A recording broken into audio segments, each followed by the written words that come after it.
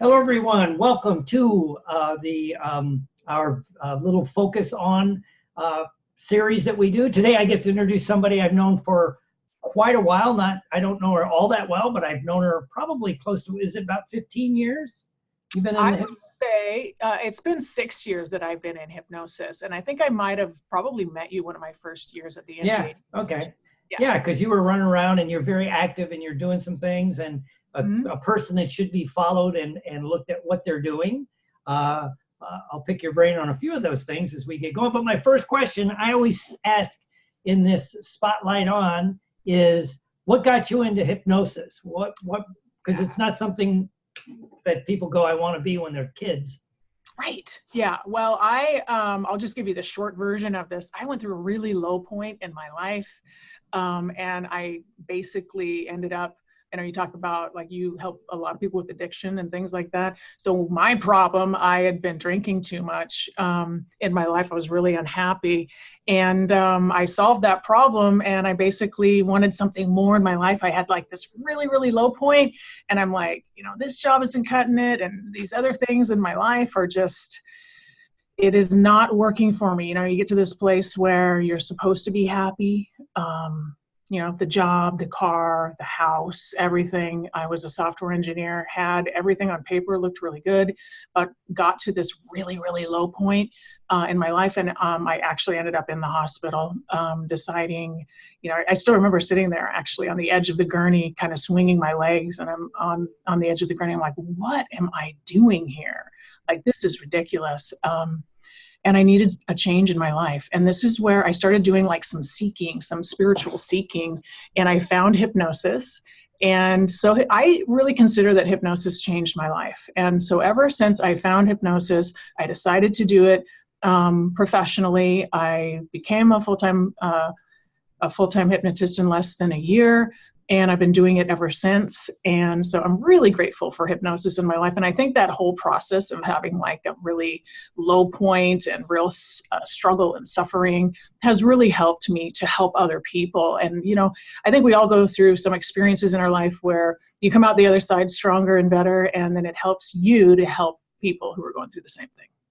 Yeah, well, and I do know our field is full. Usually people come in because they experience some kind of epiphany or transformation with the art and skill of hypnosis or NLP, one of these things, and then they want to learn more, and then it just starts this self-generating thing. Many people do it full-time, some people do it part-time. As you all know, because I see a lot of conferences, there's a lot of people that love hypnosis that do it occasionally. Doesn't mean that they're not good at it. It's just, they might have a great other career they don't want to leave right now. But it's a growing field, and we're seeing the field grow in new and exciting ways. So my next question is, in the time you've been in the field, you've seen it change and shift and morph, and where do you see that, in your opinion, that it's going to go? I see a lot more people who are accepting of alternative therapies in general. And I think that hypnosis is probably going to head along the lines like where neuroscience is teaching us and bringing us. And so I'm a real big believer on how do we understand what's really happening in the brain, high performance, what is happening with the nervous system. People really like to know that and understand, okay, what is happening in the brain? One of the things that I love to talk about and teach is for us to overcome our own biology. We have a primitive mind, right? We have that reptilian brain that kind of gives us that knee-jerk reaction, and we have our limbic system, and then, we have the amygdala, the fear-based response, and it's like, wouldn't it be nice if everybody understood that it's not your fault if you get like this knee-jerk reaction? It's not your fault if you feel a fear-based response. Just notice that it's happening, and then you can overcome it. So I think that there's a lot to do with neuroscience that I'm really excited about, how people are learning more about the brain, and hypnosis is going to get integrated into that, where people have a real understanding of what's going on in their head. And once they understand it, now they can make changes. So that's where I see it headed. Yeah, I think, what I even see in that, because as you know, I'm a psychologist, and I see in some of the writings on that side that they're finally going, well, most of your programming took place before you had your critical factors of your mind developed, or they call it defense mechanisms. And so the best way to make those changes is by bypassing that with hypnosis, meditation, and they're really big in energy psychology and some of the world of this. So it's kind of fascinating to see it begin to mesh together. Mm-hmm.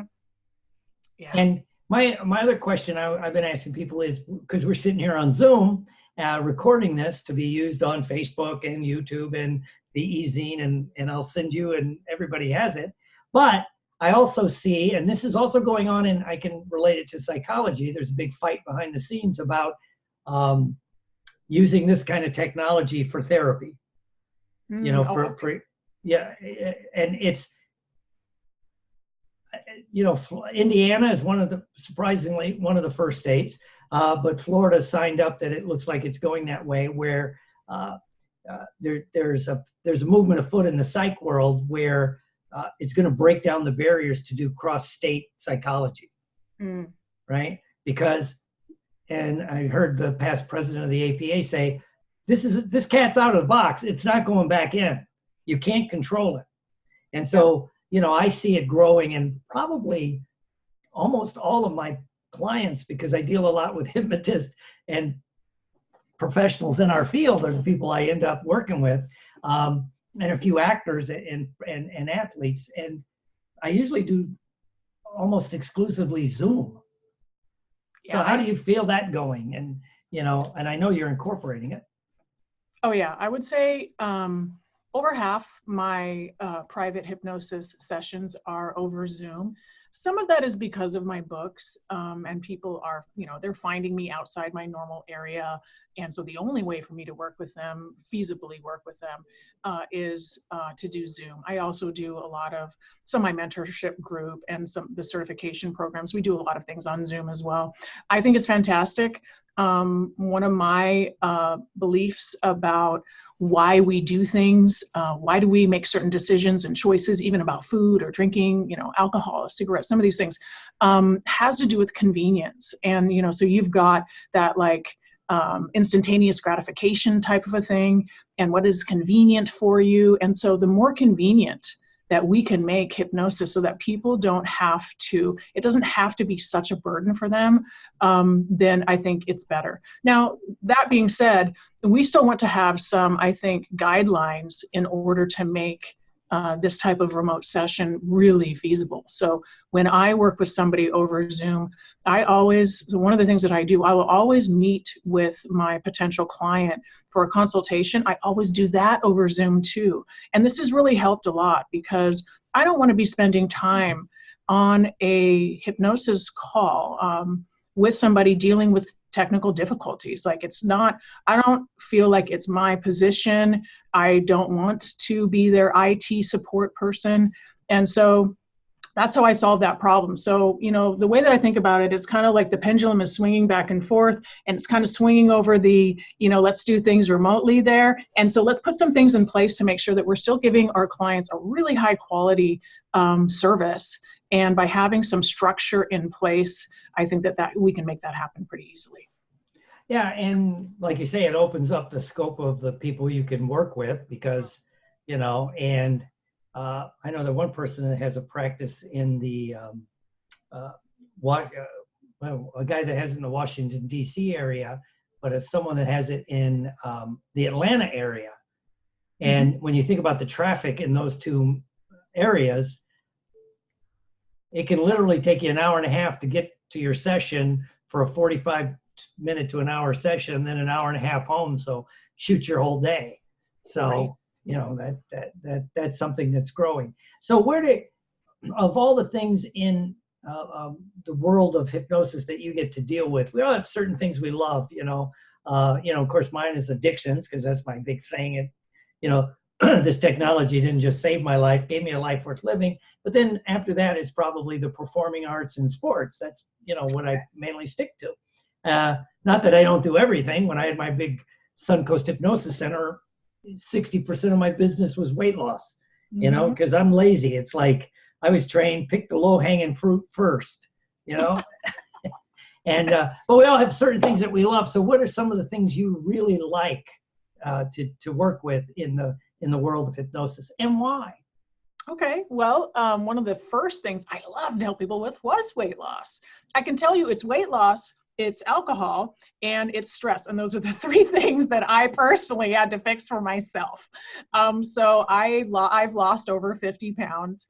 So the first thing for me, I lost it initially with Weight Watchers.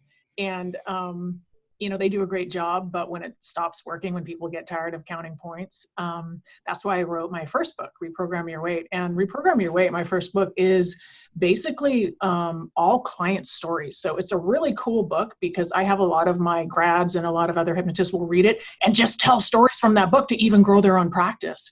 And one of the ways that I like, people to do that, they just say, hey, a colleague of mine was working with a client. That's how we can tell stories about our colleagues in order to help people that are working right in front of us. So I would say weight loss. And I love working with weight loss because a lot of my clients, my ideal client for a weight loss client is like a 55-year-old woman who is very empathetic, very loving, always puts other people first, but has very low self-esteem.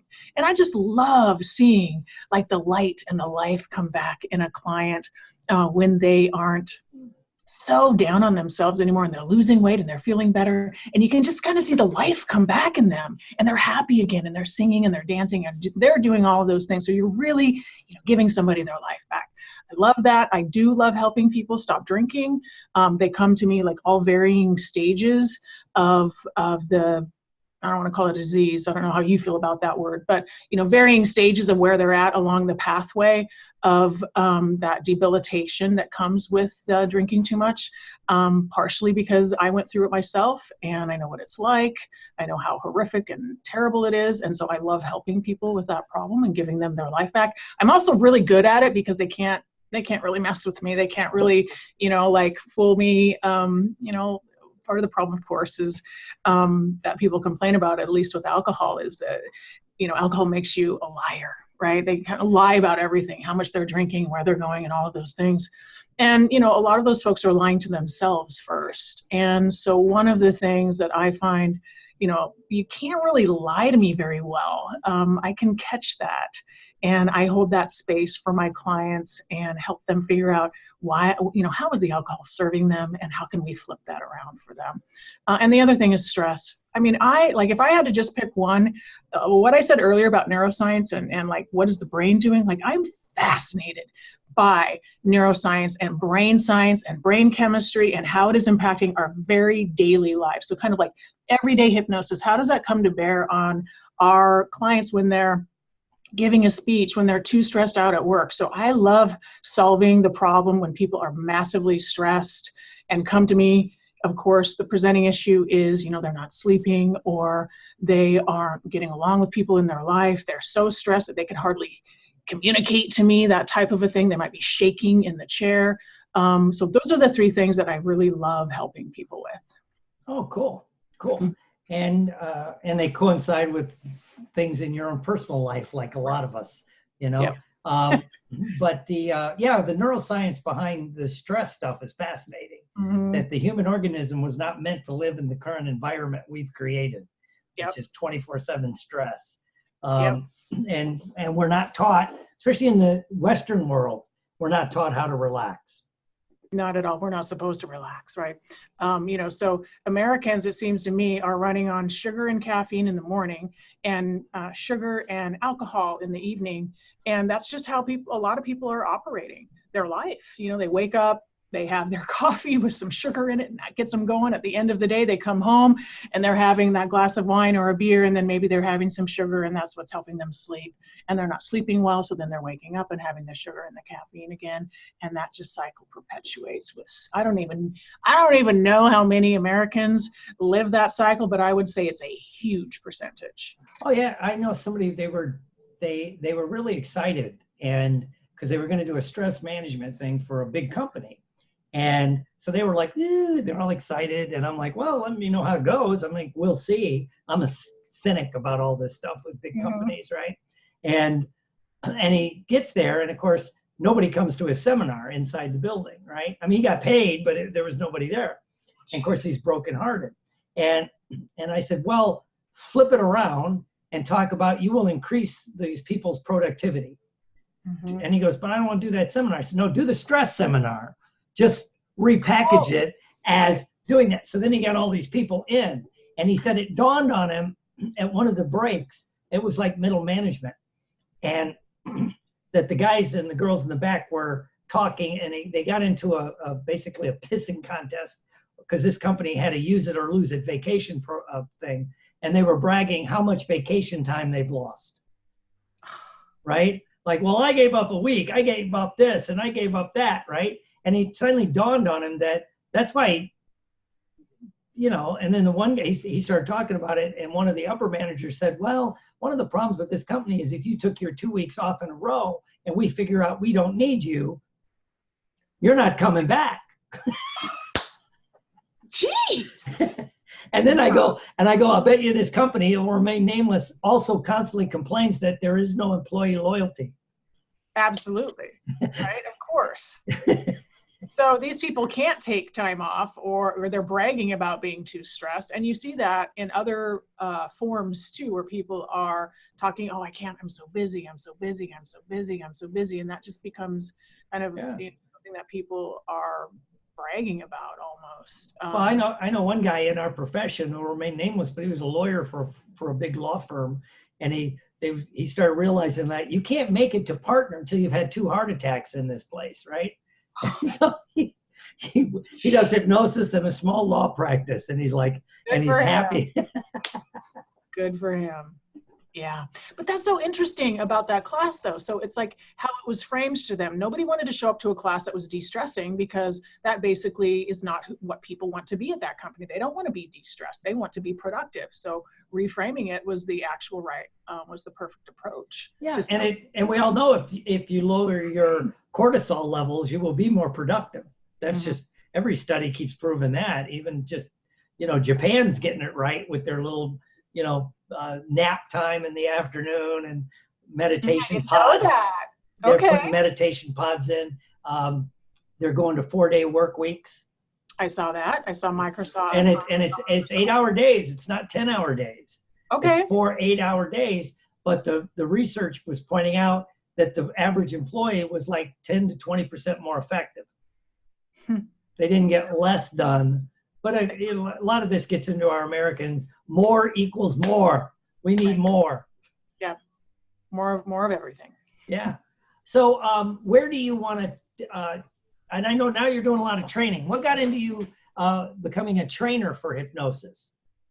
You know, in my previous work as a software engineer, I did do a lot of teaching, and I just love teaching. I learn more when I'm teaching. I like that role. I like helping other people. But the main reason was because I feel so strongly about the power of hypnosis.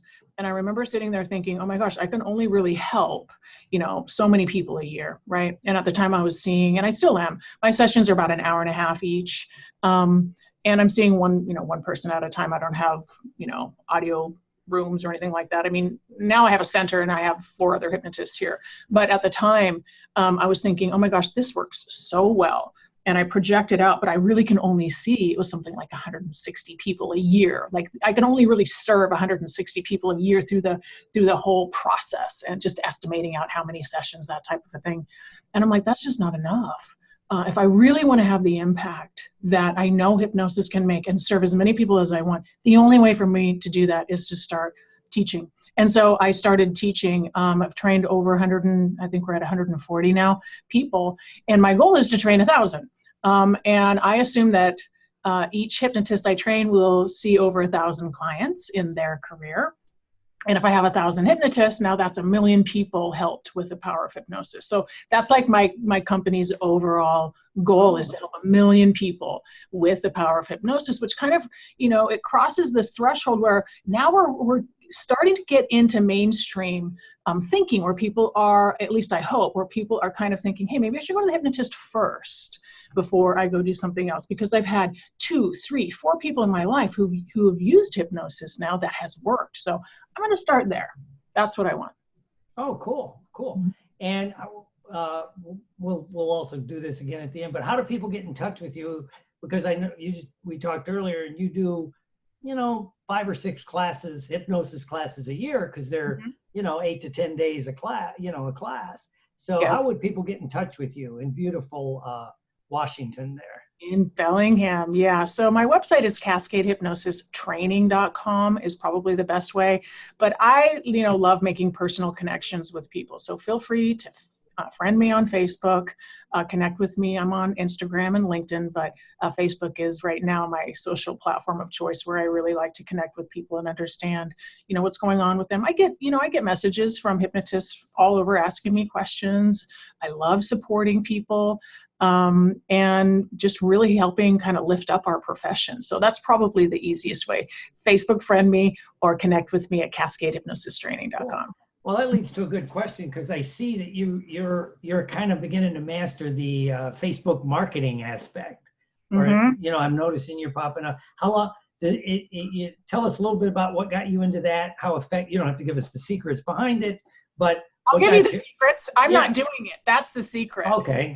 So I would say I am good at Google AdWords. I've been good at Google AdWords for a long time now, called Google Ads. I will do that myself.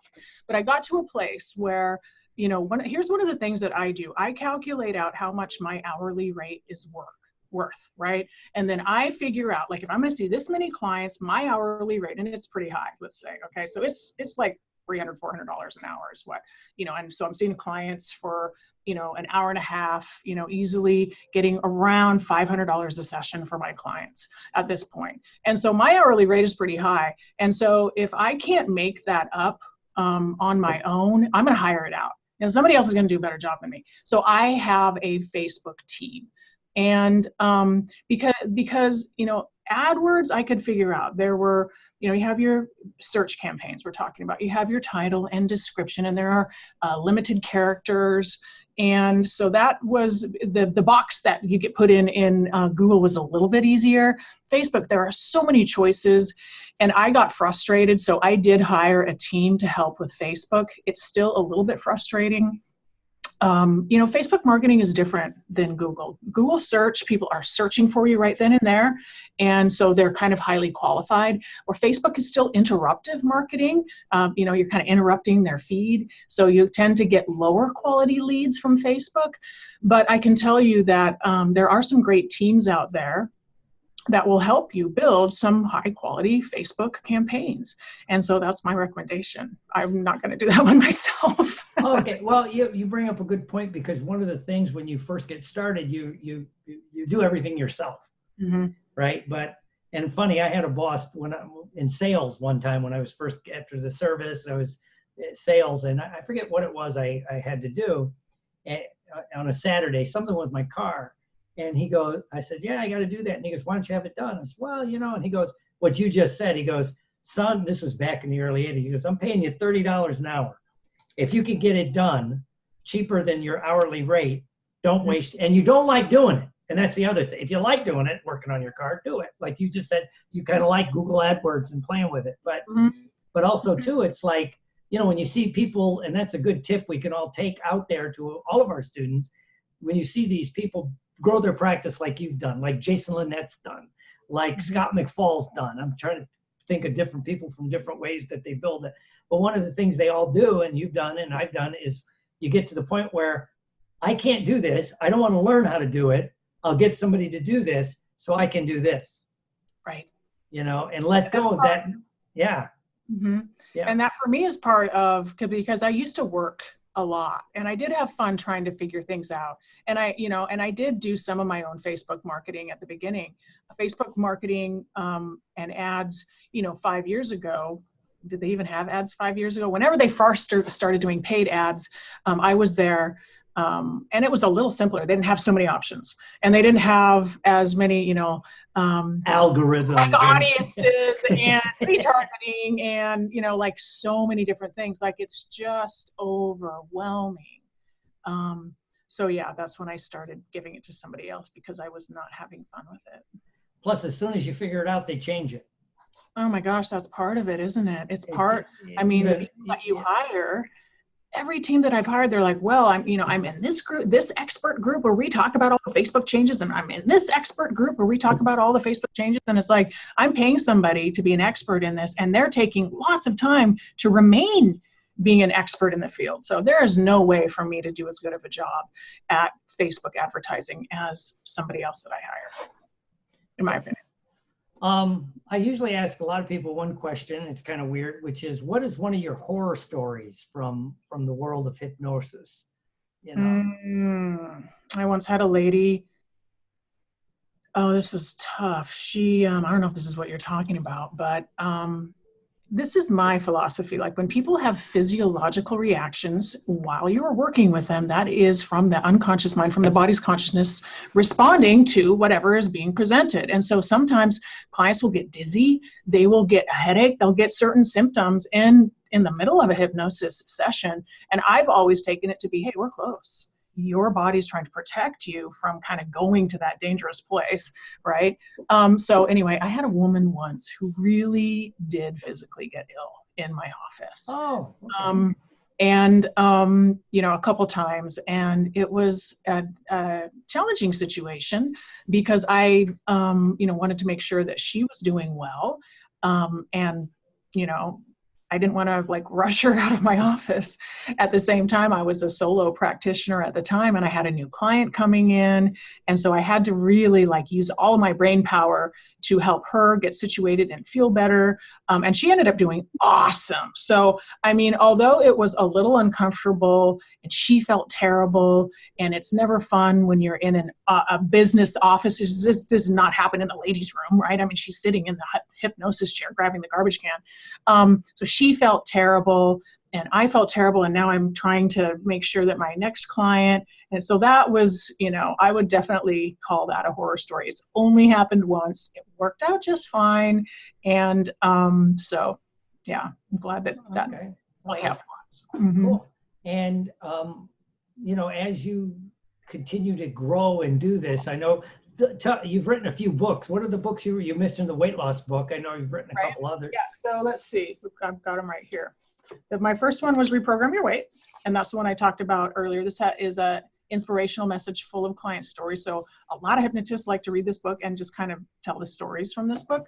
My second one is called Lighter, and this one is also about weight loss. This is 31 tools to help people lose weight and keep it off for life. So this is good for hypnotists too. But I love giving these to my weight loss clients. So for my weight loss clients, I give them this book and I give them a video training that comes with it. And before they even come to see me, they're already losing weight. By the way, I'm going to be talking about this at Solid Gold. So I'm going to Solid Gold. Oh yeah, tell us about that. Good. That'll be coming up. So that's pitch it.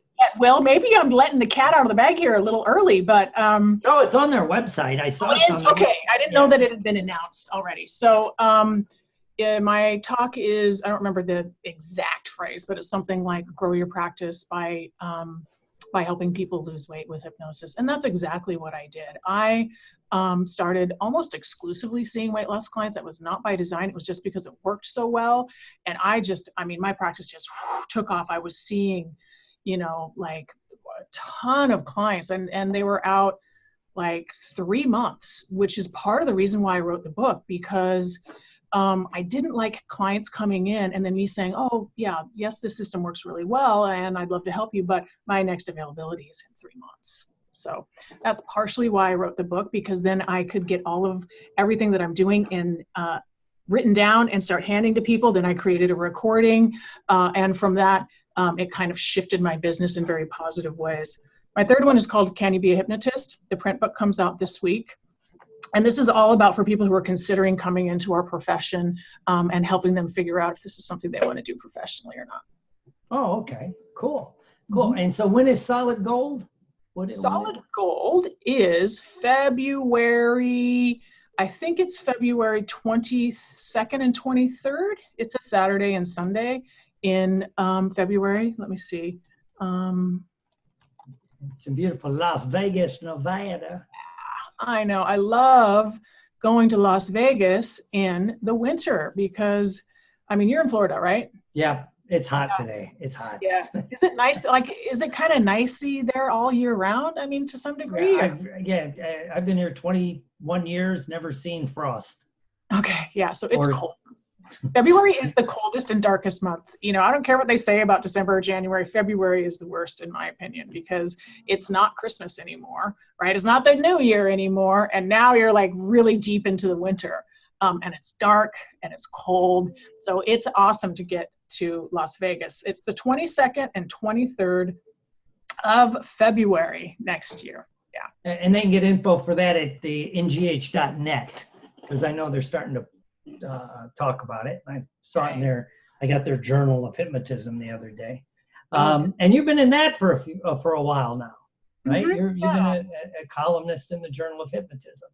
Yeah, for a couple of years now. And my column is all on business building. And that's what, you know, one of the things, as much as I love hypnosis, I love building a business, because if you think about it, one of the things we really need to do as hypnotists is talk about what we do so people understand how hypnosis works and get rid of some of those misperceptions about hypnosis. But it's also, we need to be able to reach people where they are. And so I see so many hypnotists struggle with the business side of things, and they love doing hypnosis, but they don't have enough clients to really like leave their job or do what they really want to do. And so I love helping people with their business and grow their business so that they could help more people. Oh yeah, and the, you know, that's hypnotists, just like psychologists, medical doctors, everyone in that world talks about, you know, whether the training is a few weeks or several years. Okay, now you can go to work, but they don't tell you how to do it, how to build the business side. And so then people are struggling and this and that. And when I see people build their business, because I know I saw someone build a huge little practice in Dothan, Alabama. And one of the things that they talked about, and they learned early on, because they were building their business, and people going, don't call it hypnosis, you know, because there's a Bible belt, you know, and it'll go. And he tried to, you know, like talk around it. Finally, he ran some ads. This is back when you could do newspaper ads. He just was Dothan Hypnosis. Mm-hmm. Phone started ringing. But this time I'm talking to him. I said, the only people I know afraid of the word hypnosis is hypnotists.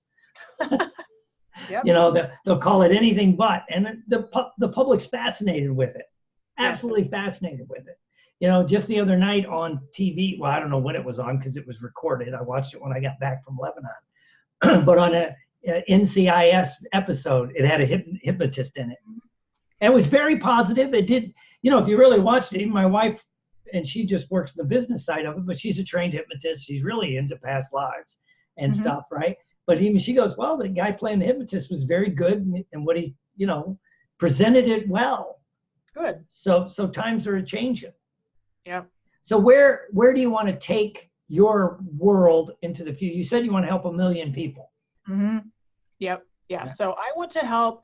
I love the certification training and seeing private clients. I have a center now, so I have 4 other hypnotists here, which is really lovely. I have to say, a couple of weeks ago, I walked out of my office after a session, and there's like 2 people in the waiting area, and I see 3 of my hypnotists kind of over talking, and I'm like, oh my gosh, it's happening. Like, this is so awesome to be here, like surrounded by people who are wanting to help people in the world. So I love having a center. We're teaching more classes here. And so what we're trying to build a real community here so that people really do think of coming to us for hypnosis, but also for things like, you know, stress relief and test anxiety. We're at College Town. So we're going to be doing more and more classes where we're building. So my goal, everyday hypnosis, in one word, it would be, how do we bring this idea of hypnosis into everyday life? Like, oh, you have to take a test. Here's how you can use hypnosis to do that. So that's what I want to be able to do kind of here in Bellingham. Professionally, I'm super interested, like I said before, in like the neuroscience and biology of change. I love high performance. So and so this is for me personally. How do I become self-actualized? How do I do everything in my life that I want to do, and then I'm going to help everybody else do the same thing. So I'm, doing things like neurofeedback. I'm looking at really high performers and like, how do we think? How do we do? When do we take action? When do we rest? How can you be super high performing? It's just like at the gym. If you were to go and work out every single day super hard, you'd be sore the next day. Well, what about your brain? How can you really push your brain and get high coherence, in the brain, which is just a measure of how well your brain is interconnected, right? So it's like you have a bunch of super highways on your brain, which allows you to have bigger thoughts with less effort, without stressing yourself out. So how do we increase brain coherence and create a lot of super high performers so that people are becoming self-actualized and living their best life? That's the direction that I'm taking my personal, the center is going to keep going, and I love teaching the certification courses and all of that. But for me personally, I'm exploring high performance, and that's what I love right now. Oh, cool. Well, and I know you go to a lot of conferences, and you teach and you do all this wonderful stuff, and it kind of links back. I think it's important for the people that are building their businesses and growing and doing that to let the new people know it can be done. And to use the analogy you just said, was it a few weeks ago that guy broke the 2-hour marathon? Oh my God. Right? I think it was 2 hours, right? Which they, much like the 4-minute mile in the 50s was physically impossible. Your heart would explode. Now kids run 4-minute miles. And so it's all about part of it. This guy wrote a really cool, I think he's from Stanford, that once you see it done, it opens up your neurology that, well, it can be done. If I'm willing to do the work, because it also showed this guy's training regimen, right? But it's like, if you're willing to do the work, you could do it. You could build your practice. You could help 1 million people. You could go down this, right? If you're willing to do the steps to get there, right? Especially there's many people running around at the conference. That's why I tell people go to conferences, whether it's the NGH or IACT or what's Solid Gold, Hypnothoughts, all of these conferences that are out there, because then we're building the community. Right? And to me, it reminds me of psychology. There's a diverse psychological community. There's the regression, the regression people in psychology, just like in hypnosis. There's the cognitive behavioral guys. There's the rational emotive guys. There's that. And people go, does it bother? I said, it's just, when I go to hypnosis, you have the people that love regression or past lives or energy and everything. It's like, but that's how we grow as a group. Right. So, and you're a big part of that group. And you spell your name with a K. Yeah, do you like that? Is that important to you? When I named my daughter, and I'm the one that named my daughter Erika with a K. Oh, okay. People don't usually mention that to me. I get it now. Yeah, and it's like, yes, with a K. Because anyway, from the acting side of it, my stage name was Eric Grant. Back when they made, in the 70s, someone had the name William Horton.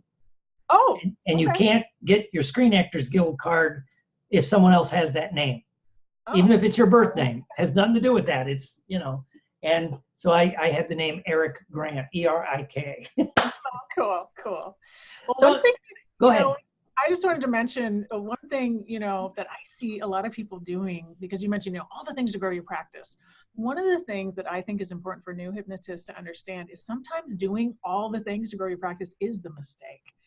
And so a lot of things that I like to talk about with my grads, or even in the Journal of Hypnotism, is don't do everything. You have to focus on a couple things. So sometimes it's more about what you're not doing than what you are doing. And I see people all the time, because I have a lot of grads and they're trying to, this is just normal, they're modeling what I do.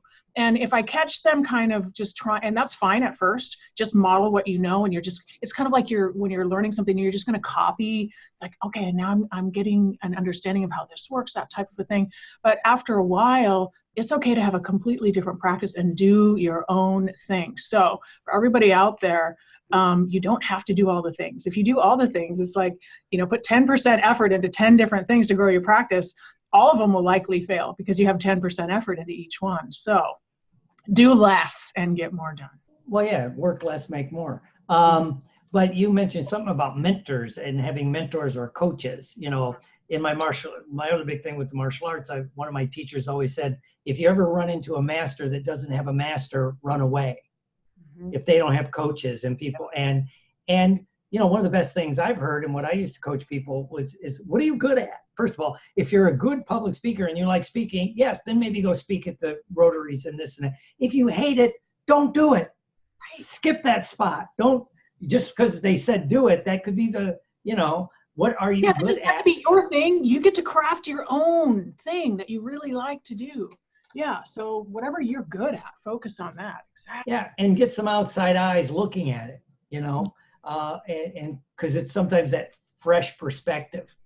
Well, yeah, some people think that they, like, if they train with me or they see what other people are doing, they're like, well, I have to have a center and I have to teach classes and I have to have a podcast and I have to write a book. It's like, no, it's perfectly fine. I know a lot of hypnotists who they really desire nothing more than to have a 3 to 4 day a week private practice where they're helping clients and they go home at night and that's all they're doing. They're not doing all this extra stuff because they don't want to. And that is absolutely perfectly fine.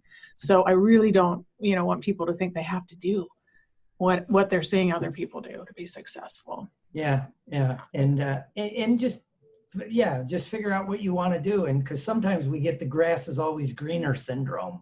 Mm-hmm. Oh, I want to do that, like travel all over. And then they travel and go, I hate this. Right. And it's hard. And yeah. It's hard. And don't you get to see the world? No, you see the airport and the hotel. And, a lot of people that want to have a lifestyle business where they are traveling don't understand that you still have to build a business. And so this is one of the things that I talk to about with a lot of people where they're like, oh no, I see people, like some hypnotists who really are traveling a lot, like yourself and other trainers. And, there is a place where we reach a point where, yeah, we are traveling a lot. But it's been years. Like you don't just get out of the gate and do that. If you want that lifestyle business where you're traveling, oh, I'm doing hypnosis in Hawaii and hey, I'm in, Italy and now I'm in Switzerland. It's like, you still have to build an online business. You can't just show up in Hawaii and have a bunch of people want to do hypnosis with you. I'm not saying that can't work, but what I'm saying is you still have to build a business to do that. Yes, I heard a guy once say, always remember the guy that wrote the 4-hour work week worked 60 hours a week. Mm-hmm. Did he? Yeah.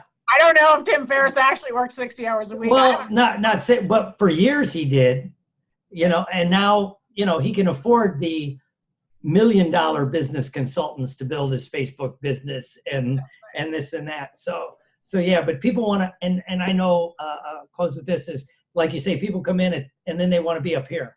How many times, especially I'm in the NLP world, I want to be like Tony Robbins. Well, first of all, you didn't start at 17. You're and he started doing what we're doing. He had a little practice. He was helping a few people at a time, doing Jim Rohn seminars. And then it just kind of exploded out in different ways. He kept doing the work. Don't be afraid to start small. I, one of the first classes that I taught, not a certification course, but one of the first hypnosis classes that I taught for the community, I think had 2 people that showed up. And I was really disappointed. I was like, oh my gosh, like I must be terrible at this. This is awful. At the end of that class, I was grateful that there were only 2 people because it was like my first time teaching it. And I'm like, okay, the next time I teach it, it's going to be like this. And the next time I taught it, I had 14 people in the class. So I see newer hypnotists get hung up on this all the time. Don't be afraid to start small. I had somebody the other day say, well, Erika, it's a little embarrassing to only have 1 YouTube video out there on my channel. I'm like, no, it's not. I had 1 YouTube video for a long time. I mean, I have like 60 or 70 now, but it's been years. So don't be afraid to start small. Just keep going. Yeah, that's just an ego, fear-based thing. Yeah, I remember I was at a conference and somebody was saying once, I taught it was like a 2-hour thing, but I had 4 people. And somebody said, did that upset you? I said, no, because I remember one time, kind of like what you said, I had a little class at a conference with 3 people, but one of the people in that class, I'm not exaggerating, ended up making me $250,000. Because he would bring people into Asia to teach. Yep. And he was sitting there and I didn't know who he was. I'm like, well, I got 3 people, let's have some fun. And yeah, so you never know where it's going to go. And good for you, because you know what some people would do, and this is why I'm such a huge believer on hypnotists doing their own work. Some people would have taken that personally, and they would have been maybe not such a great teacher that day because they felt, insecure or bad about themselves. And then that third person in your class wouldn't have made you $250,000 because they wouldn't have thought that you were so awesome because you didn't show up and really teach the class, right? Right. Well, and they, the big thing they always say in theater, live theater, is it may be your 60th show, but that's that audience's first time seeing it. So it's, our job is to make it fresh, whether it's our, like you said, when I was doing my weight loss work, I was seeing 30, 40 people a week when I was really busy, and probably 25 of them were weight loss. But my job was to make it just as exciting for the 25th as the first. Yeah. So, and I've heard you say that at one of the things we were at, because we were at Solid Gold together a couple of years ago, I think. Wow. Were you just here in 2018? Were you here this year? See, I missed half of Solid Gold this year. I was giving another talk, but I was there this year, 2019, and I think you were you there this year? You were, weren't you? Was this year or last? I don't know, but well, it's all getting run together, Will. But so, yeah, I'm pretty sure you were there this year. Yeah. Yeah. All right. So, yes, I was there this year. Come to think of it. Yeah. Well, I've been in this since the early 80s. So, Can I ask you a question? Sure. How is your acting how would you say that your skills and everything you've learned in acting contributed to your profession? Exponentially. Really? It's made me a better presenter, because even when I started presenting, first thing I thought is it's a show. Okay. It's a show. You got a beginning, you got a middle, you got a climax, and then you got to capture them and then build again. So when you see a play, like let's use a musical, they start with a big opening number that grabs your attention. This is how I do my trainer's training. You got to grab their attention in a training, right? Do something to wow them. I don't care what it is. And there's different things we could do. And then and it's constantly, so I'm always thinking it's a show.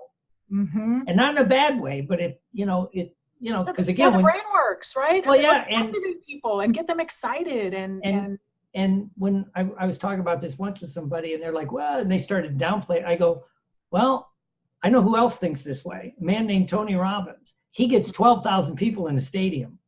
And until you get to that level, don't criticize what he's doing. Yep. It's a show. If you've been to his thing, it's a show. Yeah. I've seen, video of. Yeah. So and I'm actually going back, and I'm really excited. Looks like I'm doing some, I just launched a new website, hypnoticactor.com, that's being built as we speak. Cool. And it's taking this, and it's kind of like the one little area I did not use the hypnosis for in my personal life. Don't ask me why. Right? I did it with my karate and my exercise and all that, but it was like, so now I'm kind of, I'm going to New York next month and do a seminar for actors. Nice. And I'm taking everything that we just talked about. How do you break in a new market? How do you do this, right? And partnering with an agent in New York that's because he has he's on the ground and all that. So so it's kind of cool. But yeah, I would say, and I tell a lot of my trainers when I'm doing trainers training, if at all possible, you should take an improv class. Okay. Because a lot of times you got to just be fast on your feet. You can't. You're doing a training in this hotel and they're rehabbing 2 doors down. How can you, and whatever. It's just improv. So yeah, I love that. So cool.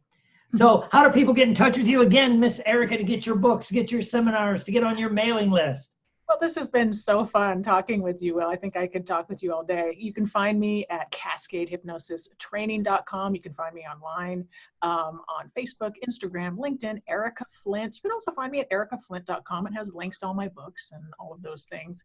I love to connect with people, so you can friend me on those places and just ask me questions about hypnosis. I've got a YouTube channel, all sorts of stuff. So I would love to just connect with more people and continue this discussion and talking about hypnosis and helping more people. Cool. And again, I'd like to thank Miss Erika for sharing her time and her expertise. And I've seen her at conferences for many years and sharing, and she's one of the people that never holds back on giving information. She's always willing to share and to help people grow. So I'd like to thank you, Miss Erika, for joining us on Spotlight On for the little National Federation of Neuro-Linguistic Programming. That's my little shirt. And we'll see you soon.